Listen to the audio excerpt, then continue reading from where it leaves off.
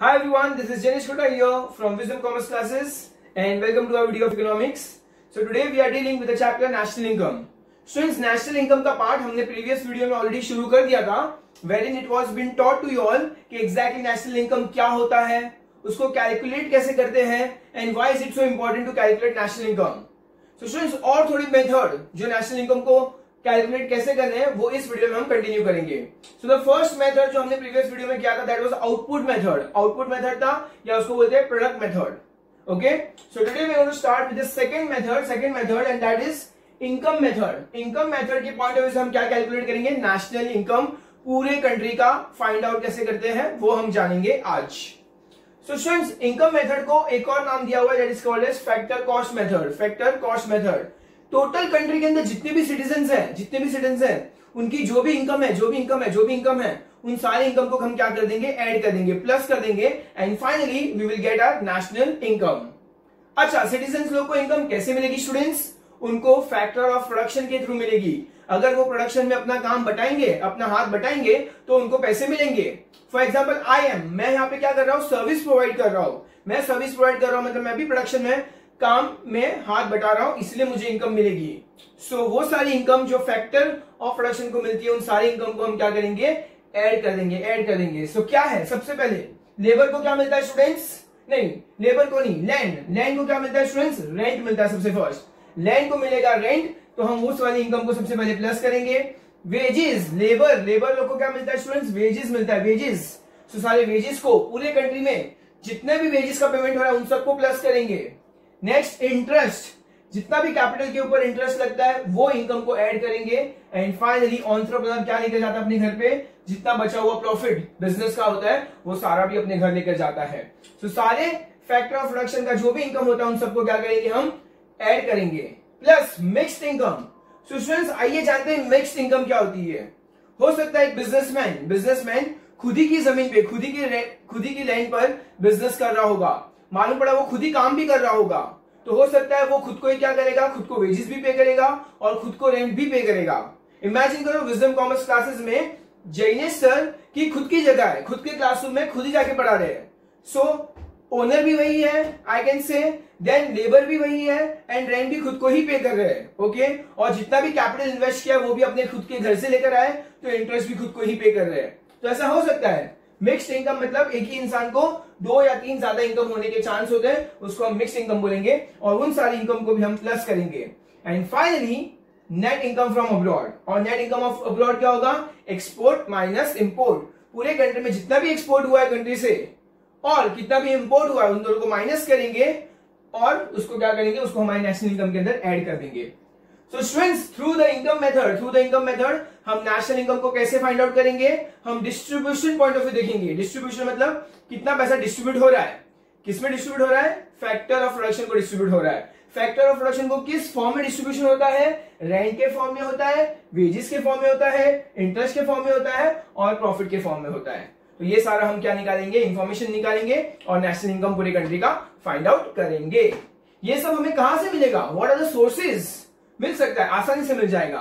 Returns file, जो लोग returns files करते हैं, जो बुक्स ऑफ अकाउंट्स मेंटेन करते हैं, उन सब में से हमें इन सारी इंफॉर्मेशन मिल जाएगी और हम इजीली नेशनल इनकम कैलकुलेट कर पाएंगे. Okay students, so this is our second method, income method, that is factor cost method. But हर मेथड के साथ कुछ कठिनाई आती है. सो आइए स्टूडेंट्स ये जानते हैं कि इनकम मेथड के साथ हमारे सामने क्या कठिनाई थी. What are the precautions that was supposed to be taken while implementing the income method. आइए, first is ignore transfer income. Okay students, तो ट्रांसफर इनकम क्या होती है? तो जितनी भी ट्रांसफर इनकम मैं कहूँ स्टूडेंट्स, जो भी फ्री वाली चीजें है, स्कॉलरशिप दे देना किसी को, जो बुढ़े लोग उनको पेंशन वगैरह दे दो, कोई एम्प्लॉयमेंट अलाउंसेस होते हैं जो एक्स्ट्रा अलाउंसेस देते हैं एम्प्लॉइज को, वो सारी चीजें, गिफ्ट हो गई, चैरिटी हो गई. सो अगर वो सारी अगर आपकी इनकम है तो उसको हम नेशनल इनकम में कैलकुलेट नहीं करेंगे because it is not at all productive. उससे कोई प्रोडक्शन नहीं हो रहा है, कोई भी प्रोडक्शन ऑफ गुड्स और सर्विसेज नहीं हो रहा है. सो जितनी भी ट्रांसफर इनकम है उसको हम क्या करेंगे, कंप्लीटली इग्नोर कर देंगे बिकॉज हमें नहीं चाहिए वो transfer income. Okay, transfer income या payment. Next is ignore unpaid services. Imagine करो कल जाके मेरे बच्चे हो गए ढेर सारे, ओके, और मैं उन्हीं को पढ़ा रहा हूं, मैं उन्हीं को इकोनॉमिक्स पढ़ा रहा हूं, उन्हीं को अकाउंट्स पढ़ा रहा हूं. ओके स्टूडेंट्स, तो क्या मैं अपने ही बच्चों से पैसे लूंगा? ऑफ कोर्स नॉट, मैं अपने बच्चों से पैसे नहीं लूंगा। सो क्या होगा? Ignore unpaid services. आपके मॉम डैड जब आपको खाना ना खिलाते हैं, आपको घर पे रहने दे रहे हैं, क्या आपके मॉम डैड आपसे पैसे ले रहे हैं? नहीं, आपके मॉम डैड आपसे पैसे नहीं ले रहे हैं। सो वो क्या हो गया? अनपेड सर्विसेज है। जो एक हाउसवाइफ करती है वो भी एक अनपेड सर्विसेज है। सो उसको हम क्या करेंगे? फिलहाल कंप्लीटली इग्नोर करेंगे, because those are not economic activities, those are called as domestic activities, और डोमेस्टिक एक्टिविटीज को हम फिलहाल कंसिडर नहीं करेंगे। Ignore second hand goods. तो जो भी सेकंड हैंड गुड्स है स्टूडेंट्स, जितने भी सेकंड हैंड गुड्स है, उसको परचेज करो या सेल करो, उसको भी हम इंक्लूड नहीं करेंगे हमारे नेशनल इनकम के अंदर, बिकॉज कुछ नया प्रोडक्शन नहीं हो रहा है, कुछ भी नया कंट्री के अंदर नहीं प्रोड्यूस हो रहा है। सो उसको भी हम कंप्लीटली इग्नोर करेंगे। Ignore shares in bonds. So country के अंदर क्या होता है स्टूडेंट्स? कंपनीज के अलग अलग शेयर्स वगैरह खरीदे जाते हैं, इन्वेस्टमेंट किया जाता है, बॉन्ड्स खरीदते हैं हम लोग। ओके, सो कंपनी के शेयर्स, किसी के पास एक्स्ट्रा पैसे हो गए तो वो कहां इन्वेस्ट करेगा? कोई भी कंपनी में इन्वेस्ट करेगा। बट कंपनी में इन्वेस्ट करने से अगर वो शेयर्स खरीदता हो और कल उसको बेच देगा और उसको प्रॉफिट मिला, तो वो प्रॉफिट को भी हम कंप्लीटली इग्नोर करेंगे। क्यों? क्योंकि उसने घर बैठे बैठे वो प्रॉफिट कमाया है, उसने खुद से कोई मेहनत नहीं की है, कोई प्रोडक्शन एक्टिविटी नहीं की है। ओके, सो बेसिकली जब कभी शेयर्स या बॉन्ड्स को खरीदेंगे या बेचेंगे या उससे प्रॉफिट या लॉस होगा, उसको भी हम कंप्लीटली इग्नोर कर देंगे। Ignore revenue from direct tax. तो स्टूडेंट, डायरेक्ट टैक्स, गवर्नमेंट के पास जो डायरेक्ट टैक्स आता है उसको भी हम इग्नोर करेंगे, because that is just a transfer of money. जैसे अगर आज मैंने मेहनत की और मैंने कुछ पैसे कमाए, तो वो पैसे में से कुछ हिस्सा मैं गवर्नमेंट को दूंगा। गवर्नमेंट को क्यों दे रहा हूं? So that they can develop infrastructure in the country. Government के पास पैसे क्यों आए? सिर्फ मैंने उनको फ्री में दिए हैं, कोई उनकी मेहनत से पैसे नहीं दिए। ओके, सो गवर्नमेंट को अगर कोई भी इनकम होगी फ्रॉम द डायरेक्ट टैक्स, सो उसको भी हम कंप्लीटली इग्नोर कर देंगे। एंड फाइनली 6 एंड 7 पॉइंट क्या बताता हमको, क्या चीजें इग्नोर नहीं और इंक्लूड करनी है। इंक्लूड क्या करनी है? सबसे first, production for self consumption. So students, वो सारी चीजें जो सेल्फ कंजम्पशन के लिए यूज होता है। इमेजिन करो मेरी एक बहुत बड़ी शूज की शॉप है, तो ऑब्वियसली मुझे अगर शूज की जरूरत होगी तो मैं बाजू वाले के पास नहीं जाऊंगा, मैं अपनी शॉप में से कोई शूज लूंगा।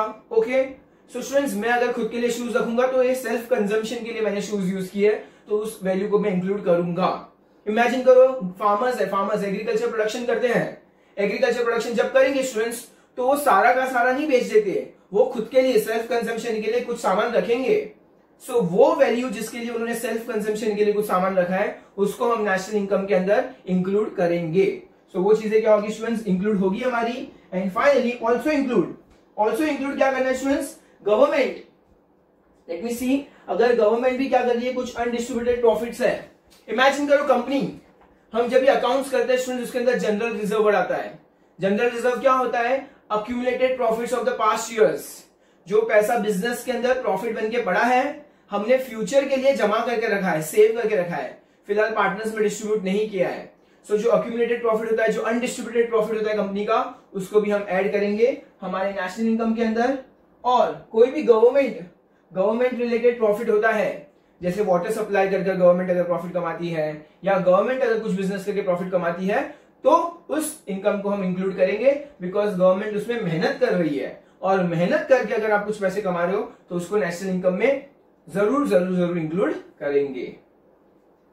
सो ये सारी चीजों का ध्यान रखना है। प्रिकॉशन देना मतलब इस चीजों से बच के रहना है जब हम इनकम मेथड को इस्तेमाल करेंगे students.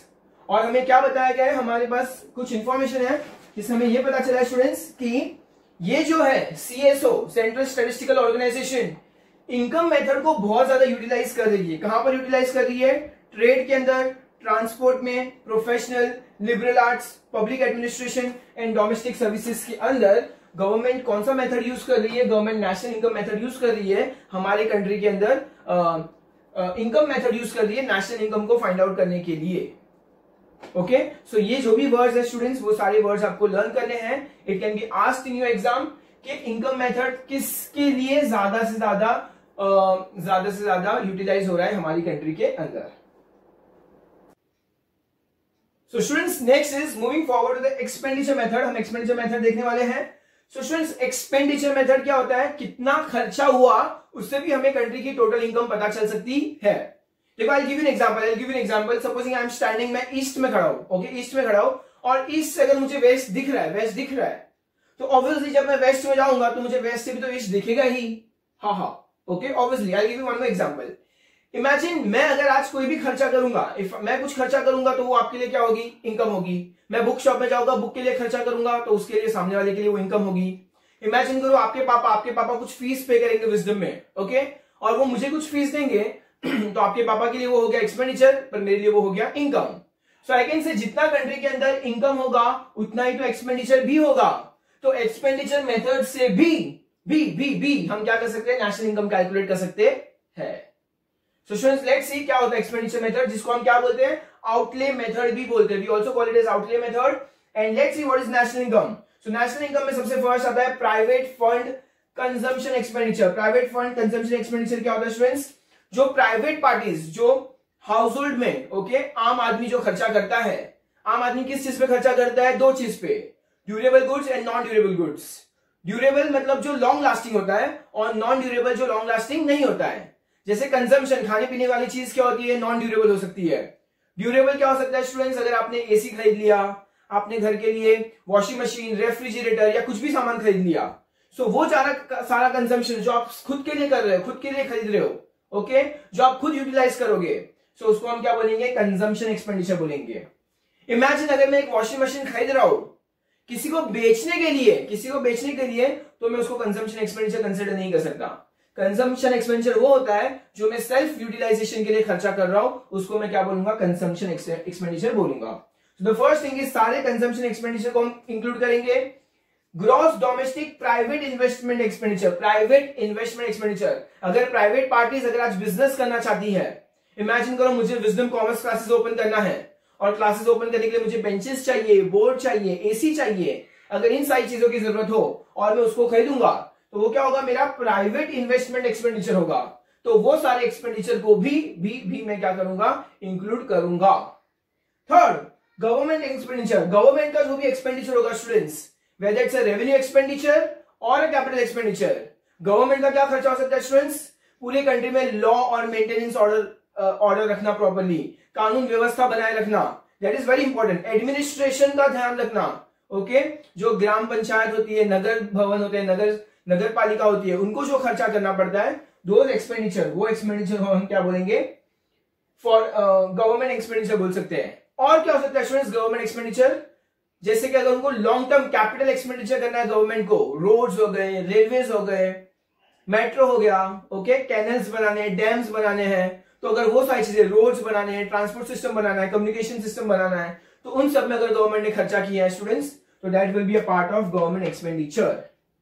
Next is net foreign investment या नेट एक्सपोर्ट। सो अगर हमने फॉरेन में कुछ इन्वेस्ट किया है, या नेट एक्सपोर्ट माइनस इंपोर्ट का कैलकुलेट करें, तो उसको भी हम खर्चे में इंक्लूड करेंगे, ओके। तो जितना हमारा खर्चा हुआ है उसको इंक्लूड करेंगे। And finally net receipt students क्या हो सकती है, कोई फॉरेनर ने यहां पर आके खर्चा किया, या हमने बाहर जाके खर्चा किया। जब फॉरेनर यहां आकर खर्चा करेगा तो वो हमारे लिए रिसिप्ट हो जाएगा, और अगर हम आउटसाइड अब्रॉड कंट्रीज में जाके खर्चा करेंगे तो वो हमारे लिए क्या होगा स्टूडेंट्स, वो हमारे लिए पेमेंट हो जाएगा, payment. So receipt minus payment, receipt, R for receipt and P for payment. तो रिसिप्ट माइनस पेमेंट करके भी हमारा जितना भी आएगा, उन सब एक्सपेंडिचर को हम क्या करेंगे, इंक्लूड करेंगे, जिससे हमें फाइनली क्या मिलेगा, नेशनल इनकम मिलेगा। Under which method, under expenditure method. So expenditure method के अंदर हर वो इंसान पूरी कंट्री के अंदर, ऑल द सिटीजन्स, जो कोई खर्चा कर रहा हो, भले पर्सनल खर्चा हो, बिजनेस के लिए हो, या गवर्नमेंट का खर्चा हो, भले वो कैपिटल एक्सपेंडिचर हो या रेवेन्यू एक्सपेंडिचर हो, सारे एक्सपेंडिचर को हम क्या करेंगे, इंक्लूड करेंगे, और उससे हमें मिलेगा national income. So let's see what are the precautions. तो यहां पर भी स्टूडेंट्स ध्यान रखना, कुछ प्रिकॉशंस है जो हमें रखना होगा। सतर्क रहिए। द फर्स्ट इज क्या है, ignore intermediate goods. So students intermediate goods को इग्नोर करना है। व्हाट आर इंटरमीडिएट गुड्स, ये जानना बहुत इंपॉर्टेंट है। जैसे फॉर एग्जांपल स्टूडेंट्स, अगर मुझे ब्रेड बनाना है तो गेहूं मेरे लिए इंटरमीडिएट गुड्स हो जाएंगे, लेकिन वही अगर मुझे अगर सेल्फ कंजम्पशन के लिए लेना हो तो गेहूं मेरे लिए क्या होगा, फाइनल गुड्स भी हो सकता है। सो ये बात को जानना कि कौन से goods as an intermediate goods use हो रहे हैं, और उसको कंप्लीटली इग्नोर करना। हमें सिर्फ और सिर्फ फाइनल गुड्स का खर्चा ही देखना है। हमने पहले भी देखा हुआ। इमेजिन करो मैं सबसे पहले मैं क्या करूंगा, मैं गेहूं लूंगा, गेहूं से आटा बनाऊंगा, आटा से ब्रेड बनाऊंगा, तो मैं फाइनल ब्रेड कितने में बेच रहा हूं, that cost will be taken into consideration. गेहूं का कॉस्ट या आटे का कॉस्ट हम कंसिडर नहीं करेंगे because those are intermediate goods. So ignore intermediate goods, completely ignore कर दो उसको। Ignore second hand goods. तो सेकेंड हैंड गुड्स जैसे यहां पर भी देखा था हमने, परचेज और selling of any second hand goods, उसको हम नहीं कंसिडर करेंगे हमारे टोटल इनकम में, नेशनल इनकम के अंदर, because those second hand goods, उससे कोई नया प्रोडक्शन नहीं हुआ बिजनेस कंट्री के अंदर। इग्नोर ट्रांसफर पेमेंट्स, हमने यहां पर भी देखा था। ट्रांसफर पेमेंट मैंने क्या बताया था स्टूडेंट्स, जो भी फ्री वाली चीज है, चैरिटी, फ्री में मैंने चैरिटी खर्चा कर दिया, किसी बुढ़े लोगों को पेंशन मिल गई, किसी एम्प्लॉयज को एम्प्लॉयमेंट अलाउंसेस मिल गए, फ्री में अलाउंसेस मिलना मतलब फ्री में कुछ एक्स्ट्रा पैसे मिल जाना। ओके, तो वो सारी चीजें जो आप चैरिटी करके, डोनेशन देके, गिफ्ट देके आप खर्चा कर रहे हो, उसको हम कंसिडर नहीं कर सकते एज एन एक्सपेंडिचर, और उसको नेशनल इनकम के अंदर कंसिडर नहीं कर सकते जरा भी। Ignore financial assets repurchase. तो फाइनेंशियल एसेट्स क्या होते हैं स्टूडेंट्स, हमारे यहां पर हमने देखे थे शेयर्स एंड बॉन्ड्स। तो जैसे हमने इनकम मेथड भी देखा था, शेयर्स और बॉन्ड्स को सेलिंग और बाइंग करने में अगर कोई इनकम हुई तो उसको इग्नोर करेंगे। सिमिलरली अगर हमारा कोई खर्चा होगा उसको भी हम क्या करेंगे, कंप्लीटली इग्नोर करेंगे। डिडक्ट टैक्स, अगर हमने कोई टैक्स, ओके, टैक्स कोई सच्ची में खर्चा नहीं होता स्टूडेंट्स, गवर्नमेंट को हम फ्री में पैसे दे रहे हैं। समझो मैंने बहुत मेहनत की, खून पसीना एक करके मेहनत करके 10 लाख रुपए कमाए, और 10 लाख के ऊपर मुझे 2 लाख रुपए टैक्स भरना आया, तो स्टूडेंट्स वो कोई सच्ची का खर्चा नहीं हो रहा है, वो तो हम गवर्नमेंट को फ्री में दे रहे हैं।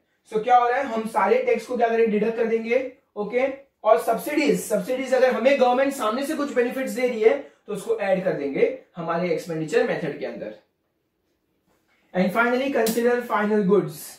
जो फाइनल गुड्स होते हैं उसी को हम कंसिडर करेंगे, सिर्फ और सिर्फ इंटरमीडिएट गुड्स को कंसिडर जरा सा भी नहीं करेंगे। तो किसको कंसिडर करेंगे, सारे के सारे फाइनल गुड्स को हम कंसिडर करेंगे हमारे एक्सपेंडिचर मेथड के अंदर स्टूडेंट्स।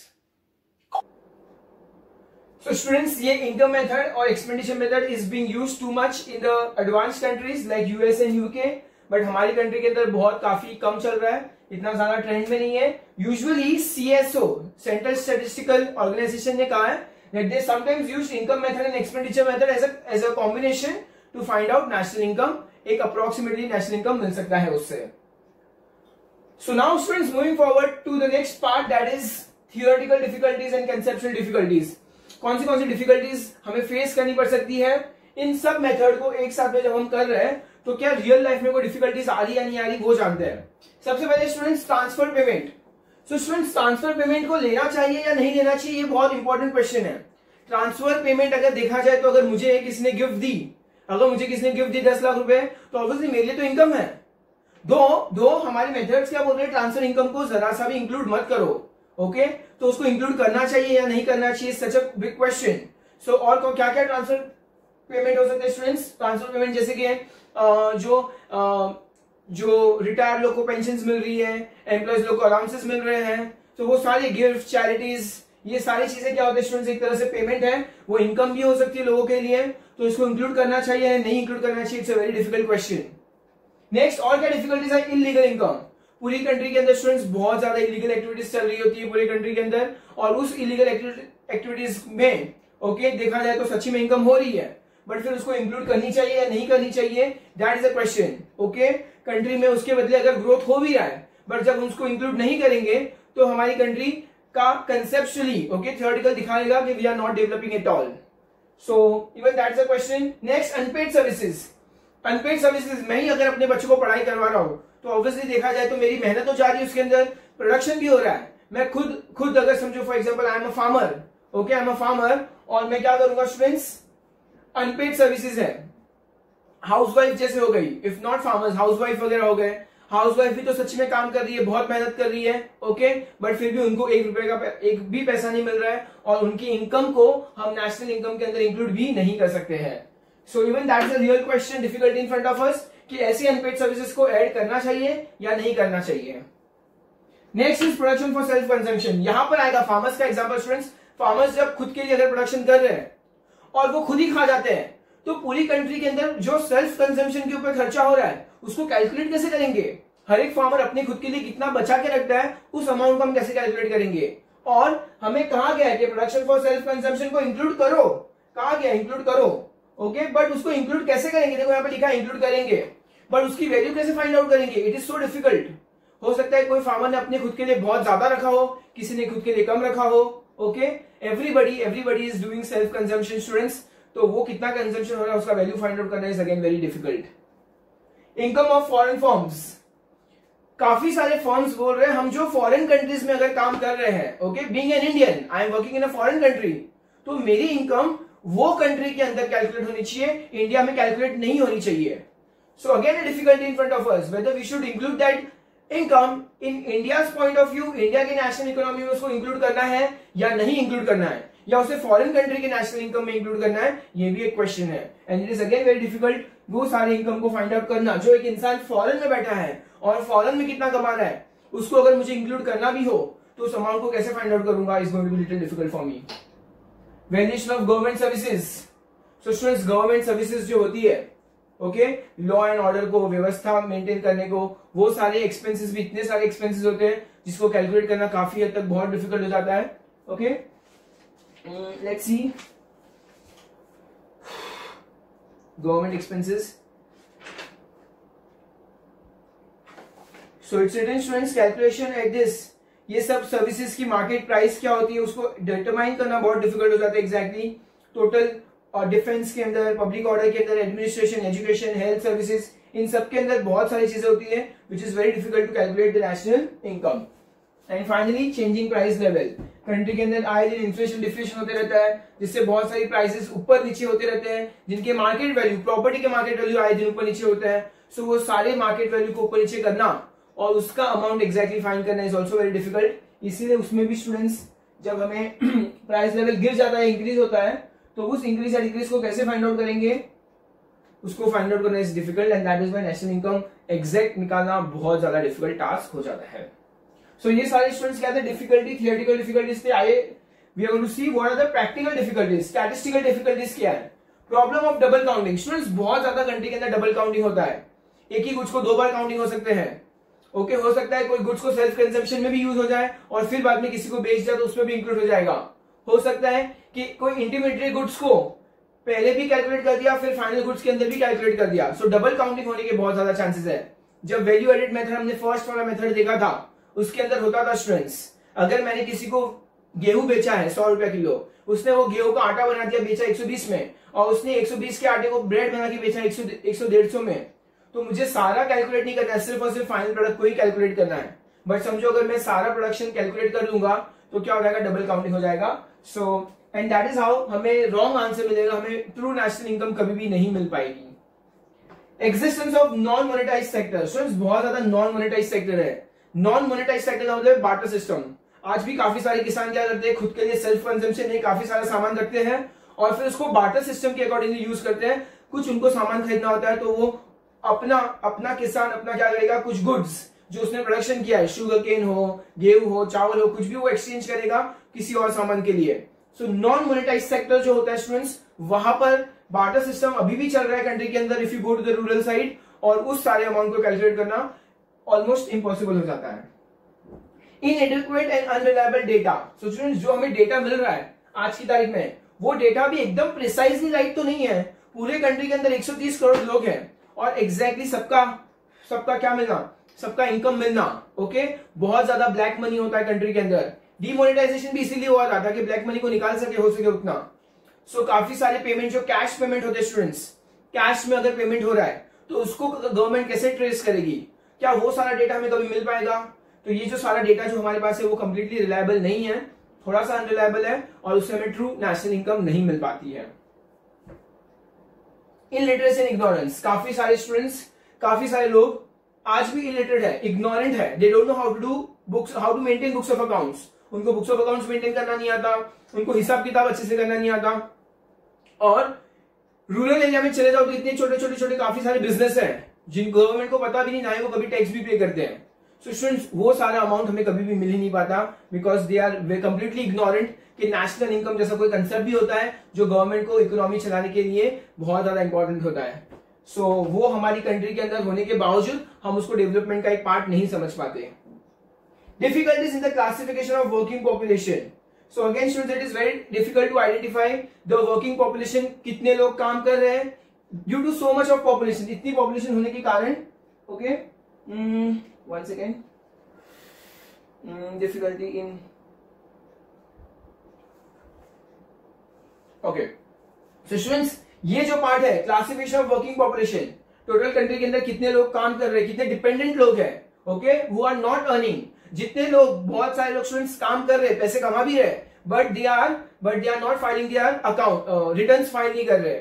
इमेजिन करो अगर आप ही हो, अगर आप प्राइवेट ट्यूशंस ले रहे हो अपने घर पर क्या आप अपने बुक्स ऑफ अकाउंट्स मेंटेन करते हो? नहीं मेंटेन करते हो. आप बहुत ही मामूली अमाउंट कमा रहे हो, बहुत छोटा अमाउंट कमा रहे हो. Okay, that's why you don't feel like maintaining books of accounts. But पूरे कंट्री के अंदर अगर बहुत सारे करोड़ों लोग अगर ऐसे बुक्स ऑफ अकाउंट्स मेंटेन नहीं करेंगे, सो स्टूडेंट्स क्या हो रहा है, कितने लोग वर्किंग पॉपुलेशन है वो हमें पता नहीं चलेगा, उनकी इनकम कैलकुलेट भी नहीं होगी हमारे नेशनल इनकम के अंदर. And finally valuation of inventories. Inventories का मतलब क्या होता है स्टूडेंट? स्टॉक. जो सेमी गुड्स होते हैं, सेमी प्रोड्यूस गुड्स होते हैं, जो कंप्लीटली पूरे प्रोड्यूस गुड्स हो चुके हैं, जो रॉ मटेरियल्स होते हैं, वो सबका जो स्टॉक रहता है स्टूडेंट्स, वो स्टॉक का भी तो प्रोडक्शन हुआ है. वो स्टॉक का जो प्रोडक्शन हुआ है तो उसकी वैल्यू भी हमें नेशनल इनकम के अंदर कंसिडर करनी है, बिकॉज वो ना ही अब तक बेचा है, ना ही किसी ने अब तक उसको खरीदा है. जब ना ही बेचा और खरीदा है तो वो ना ही इनकम मेथड में आएगा, ना ही एक्सपेंडिचर मेथड में आएगा, बट फिर भी उसका प्रोडक्शन तो हुआ है, प्रोडक्शन हुआ है. तो इन्वेंट्रीज को हमें क्या करना है स्टूडेंट्स? कैलकुलेट करना है. इन्वेंट्रीज को कैलकुलेट करना है. And to find out the right amount of inventories. Imagine करो मेरी एक शूज की शॉप है, मैंने आज ही 1000 शूज मैन्युफैक्चर करके रखे हैं, लेकिन लॉकडाउन हो गया तो 1000 शूज कहाँ है? मेरे शॉप के अंदर पड़े. Those are my stock, inventories है. बट अब उस अमाउंट को मुझे कैलकुलेट करना होगा हमारे नेशनल इनकम के अंदर. सो वो सब अमाउंट को भी कैलकुलेट करना बहुत डिफिकल्ट होता है. And that is why the true picture of national income is a quite difficult part to come across. Okay students, हम लोग यहाँ पर डेप्रिसिएशन वाला पार्ट एक भूल गए थे. So what is depreciation? Students country के अंदर I tell you what are the exact difficulty of depreciation. हमें डेप्रिसिएशन कोई भी असेट का अगर फाइंड आउट करना हो तो हमारे पास डिफरेंट मेथड्स है. फिक्स्ड असेट मेथड होता है, रिड्यूसिंग बैलेंस मेथड होता है. सो स्टूडेंट्स ये सारे मेथड्स कंट्री के अंदर अलग अलग लोग अलग अलग मेथड यूज करते हैं. सो डेप्रिसिएशन जो होता है, wear and tear value of asset, वो एग्जैक्टली कैसे फाइंड आउट करेंगे वो भी डिफिकल्ट है, बिकॉज अलग अलग लोग अलग अलग मेथड्स फॉलो करते हैं, अलग अलग परसेंटेज फॉलो करते हैं फॉर अलग अलग goods. So this is difficult. And next is capital gains and losses. जो कैपिटल गेन या कैपिटल लॉस हुआ है, ओके, जो अगर एसेट बेचकर या कोई बिल्डिंग को बेचकर, अपनी घर बेचकर अगर कोई गेन या लॉस हुआ है तो वो अमाउंट को कैलकुलेट करना और उसको ऐड करना चाहिए या नहीं करना चाहिए, वो सारी भी डिफिकल्टीज है जो we all come across and we face it. Okay, moving forward to next one students, importance of national income. Finally last part में पहुंच चुके हम कि क्यों इंपॉर्टेंट है, इतनी मगजमारी क्यों कर रहे, इतनी पढ़ाई क्यों कर रहे, इतनी मेहनत क्यों कर रहे स्टूडेंट्स नेशनल इनकम को समझने के लिए. सो क्या इसका सच्ची में फायदा होने वाला है या नहीं होने वाला है, is what we are going to see. तो for the first thing, for the economy students, जिस तरह से हम रिटर्न फाइल करते हैं, इंडिविजुअल रिटर्न फाइल करता है और अपनी खुद की इनकम फाइंड आउट करता है, उसी तरह से पूरी कंट्री की इनकम फाइंड आउट करना भी बहुत इंपॉर्टेंट है. And for the economy it is very important. This is called as social accounts. जब मैं पूरी कंट्री का अगर अकाउंट्स करूंगा बैठकर, ओके, बुक्स ऑफ अकाउंट्स करूंगा और नेशनल इनकम फाइंड आउट करूंगा, that will be social income, social accounts. और वो हमारी इकोनॉमी को क्या करेगा? जज करेगा whether it's a developing country, it's under developed country और इट्स अ डेवलप्ड कंट्री. और हमारी कंट्री परफॉर्म कैसा कर रही है, बहुत अच्छा परफॉर्म कर रही है, बहुत पैसे कमा रही है या नहीं पैसे कमा रही है, इनकम कैसा चल रहा है, हम कंपेयर भी कर पाएंगे इस साल की इनकम लास्ट ईयर की इनकम से कैसा है. जीडीपी, कांग्रेस के टाइम पे जीडीपी हाई था या बीजेपी के टाइम पे जीडीपी कैसा चल रहा है, वो सारी चीजें हम कंपेयर कर पाएंगे. लॉकडाउन के टाइम पर जीडीपी बहुत गिर चुका है. क्यों गिर चुका है? बिकॉज कंट्री के अंदर प्रोडक्शन ही नहीं हुआ था, ना ही गुड्स का ना ही सर्विसेज का. सो उसके बदले बहुत फर्क आ चुका है कंट्री के अंदर. सो हमारी इकोनॉमी के लिए नेशनल इनकम का फिगर फाइंड करना is very very important. National policies. So students, जो नेशनल पॉलिसीज होती है, इंडस्ट्रियल पॉलिसीज हो गई, एग्रीकल्चरल पॉलिसी हो गई, फिर उनका हम जब फ्रेमवर्क बनाते हैं, उनके मॉडल्स बनाते हैं, हम आगे प्लानिंग करेंगे, इकोनॉमिक प्लानिंग करेंगे. सो अगर नेशनल पॉलिसी के लिए और इकोनॉमिक प्लानिंग के लिए ये सारे फिगर्स, ये पता होना चाहिए कि कंट्री में आउटपुट कितना हो रहा है, प्रोडक्शन कितना हो रहा है और एक्सपेंस कितना हो रहा है, एक्सपेंस के बाद इनकम कितनी हो रही है और लोग सेव कितना कर रहे हैं और सेविंग के बाद इन्वेस्टमेंट कितना कर रहे हैं. ये सारे फिगर्स हमें पता होना चाहिए. कौन से फील्ड के अंदर, कौन सी इंडस्ट्री के अंदर ज्यादा इनकम हो रही है और कौन सी इंडस्ट्री में बहुत इनकम लो हो रही है. हम कंपेयर कर पाएंगे और हमें इससे पता चलेगा एग्जैक्टली कि हमें आगे किसमें ज्यादा मेहनत करनी चाहिए, किसमें ज्यादा इन्वेस्टमेंट करना चाहिए, वेयर इज द फील्ड जहां पर रिटर्न सबसे ज्यादा आ रहा है। तो ये जो है नेशनल पॉलिसी और नेशनल इकोनॉमिक प्लानिंग, इन सब चीजों के अंदर ये सारे फिगर्स का जानना बहुत इंपॉर्टेंट है, जो सिर्फ और सिर्फ हमें नेशनल इनकम के थ्रू पता चल सकता है। इकोनॉमिक रिसर्च, स्टूडेंट्स बहुत सारे जो इकोनॉमिस्ट लोग हैं जो रिसर्च करते हैं अलग अलग फील्ड के अंदर, अलग अलग इंडस्ट्री के अंदर, उनको ये सब रिसर्च करने के टाइम ये सारे फिगर्स की बहुत ज्यादा इंपॉर्टेंस होती है। अगर उनके पास ये सारे रिसर्च के टाइम अगर स्टैटिस्टिक्स अवेलेबल नहीं होंगे, ओके, तो वो लोग रिसर्च कंप्लीट ही नहीं कर पाएंगे। जो R&D होता है, रिसर्च एंड डेवलपमेंट पार्ट होता है, डिपार्टमेंट होता है, उनको ये सारे फिगर्स जानना होता है so that they can study the economy in a much better way, और इकोनॉमी को एक बहुत बेहतरीन वे में प्रेजेंट भी कर पाएंगे। Comparison of standard of living, students compare करना हमारा स्टैंडर्ड ऑफ लिविंग आज से और कल से, हमारा कंपेयर करना different sector of the society के लोगों से कि स्टैंडर्ड ऑफ लिविंग कैसा चल रहा है। तो इनकम के थ्रू हमें पता चलता है उनका स्टैंडर्ड ऑफ लिविंग कैसा है। Obviously higher the income so higher the standard of living होगा। सो स्टैंडर्ड ऑफ लिविंग जानने के लिए भी हमें नेशनल इनकम फाइंड आउट करना इंपॉर्टेंट है।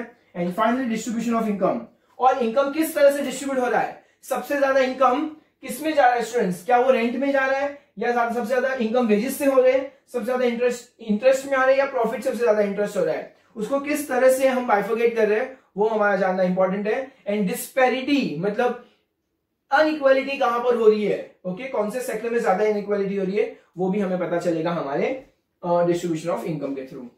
सो स्टूडेंट्स बेसिकली देखा जाए तो entire national income is a macro economic concept है और ये बहुत ज्यादा इंपॉर्टेंट है हमारे बोर्ड एग्जाम के लिए। इसका आपको समझना और लर्न करना भी इंपॉर्टेंट है। This methods, the 3 methods can obviously come in your exam also. So learn this entire nicely. कुछ भी नहीं समझा हो तो आप कमेंट बॉक्स में कमेंट छोड़ दो और हमें पूछ सकते हो, okay, we will surely come and contact you. And अगर और कोई भी जानकारी चाहिए तो you can also ask us. Thank you so much students, please do not forget to like the button, like the video और सब्सक्राइब तो आप लोग ने कर ही लिया होगा चैनल को। Thank you so much students, bye.